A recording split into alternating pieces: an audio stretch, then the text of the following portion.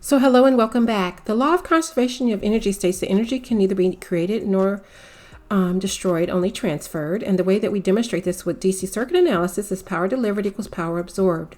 So let's see what this looks like for a circuit with a voltage source that is 10 volts, a current source that is 1 amp, a 5 ohm, and a 2 ohm resistor. Remember, Ohm's law is V equals I times R.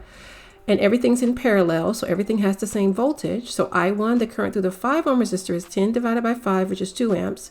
The current through the 2 ohm resistor is 10 divided by 2, which is 5 amps. And then we use Kirchhoff's current law to find the current delivered from the 10 volt source, which is current in equals current out. So 2 plus 5 plus 1 equals 8 amps.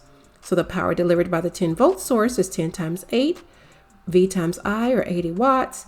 The power absorbed by the two resistors and the current source is I1 squared times R, I2 squared times R, plus V times I for the current source. So 2 squared times 5, plus 5 squared times 2, plus 10 times 1, which equals 20, plus 50, plus 10, or 80 watts. So power delivered does equal power absorbed. Come back for more.